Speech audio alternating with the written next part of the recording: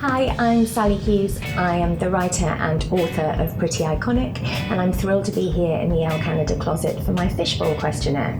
So I believe these are the questions. I'm going to dive in.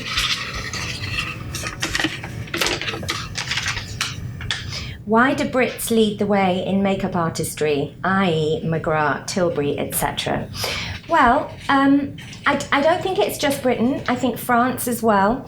Francois Nars and Stéphane Marais and Laura Mercier. There have been some amazing French artists. But certainly, yes, at the moment, British artists like Val Garland, Pat McGrath, Charlotte Tilbury, Lisa Eldridge, Mary Greenwell and so on do dominate. I don't know, I think there's a real love for experimentation in Britain, a big love of street style, so there are lots of different influences. It's very much a cultural hub in London, so I guess that makes for quite an exciting and diverse makeup artistry workforce. So I'm not sure. I like the fact that most of the big makeup artists in the world are currently women, which hasn't always been the case, so that's good enough for me wherever they come from. What drives you? I honestly don't know how to do anything else. I left school when I was 14. I have only ever been a writer. I only wanted to be a writer. I can't imagine doing anything else. If I'm not a paid writer, I'm screwed and we all lose our house. So that's what drives me. Which makeup trends will define the 2010s? I wish I didn't have to say this, but contouring and a sharp brow. I'm personally ready to see the back of them. I'm okay if people want to contour, and I'm okay if people want a sharp brow. I will defend to the death women's right to do whatever they want to their faces, but there has to be more. I need more. I need a different look. I don't want everyone to have a skinny nose. I don't want everyone to have straight hair extensions. I need more. So bring on the diversity, whether that's old, young, women of colour, white women, just like more, different, please. Not everyone needs to look like a Kardashian. What is your current skincare routine? I have to change all of the time for work. So quite often I have to abandon products I really love because I have to move on to testing something new. But while I've been here in Canada, I have brought with me, I have a nude skincare cleansing oil and I have an Intraceuticals hyaluronic layering system with me, which works really, really well for me. And then today I have Bobbi's Illuminating Moisture Balm as a kind of final layer, because it's cold here in Canada, you need lots of moisture before my makeup. So that's what I have with me today. Tell us about a beauty disaster. How long have you got? I've got my entire adolescence. I had a mullet. It was like fully business at the front, party at the back. I decided to fix the mullet with a perm. What else? I've done all sorts of things. I think, when I was a teenager, I had lightning bolts down my face because I wanted to be David Bowie. And I did kind of really dark lip liner and nude lips because I wanted to be like Linda Evangelista. And so many mistakes. But you know what? Your youth is absolutely for making mistakes. It is fun.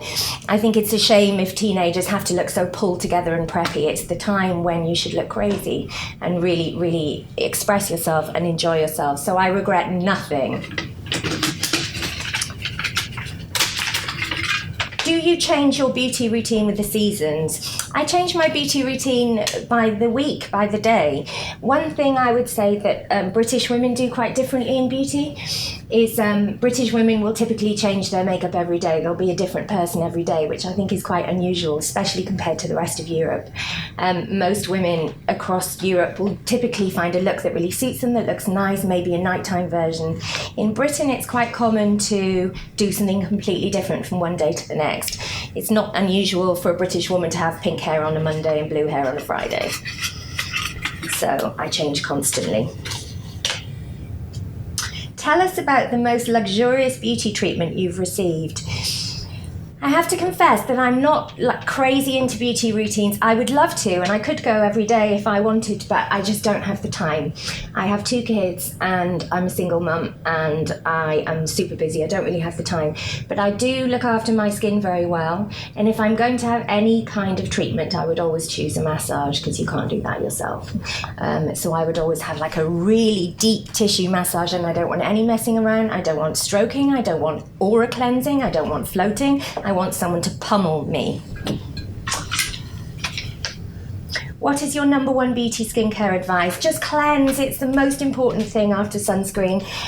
Proper cleansing, and by that I mean a really thick cream or a balm or an oil. Massage in really firmly, a white cotton hot cloth, and remove it all. If you do that, that's the one thing. People don't want to invest months and months on active ingredients, and I get that. But I promise if you start hot cloth cleansing tonight, in 7 days' time, if you've done it twice a day, I guarantee your skin will look better than it did.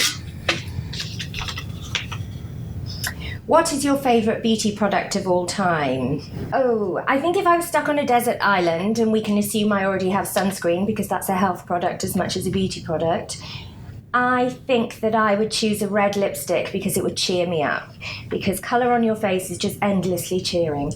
And I think if I had to choose one, I think I would have MAC Lady Danger, which is like an orange-based red.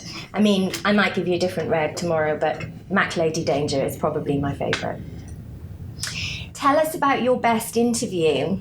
So I've been interviewing celebrities for covers of glossy magazines for about almost 20 years. And I've had lots of good ones. I loved Jennifer Lopez. I loved Dame Helen Mirren. I loved Mr. Tom Ford.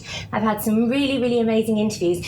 But the most excited and the most nervous and the most overjoyed I've been to do an interview, there are two on equal setting. Miss Joan Collins, I interviewed her in her apartment, and Mr. RuPaul, who I interviewed last year. I had kittens, I love him, I love drag queens, I love RuPaul's Drag Race. What have you noticed about how Canadian women do their makeup? I mean, everybody just kind of seems to look kind of really fresh and pretty here. It's less bold and crazy than it is at home, but it still looks really modern to me.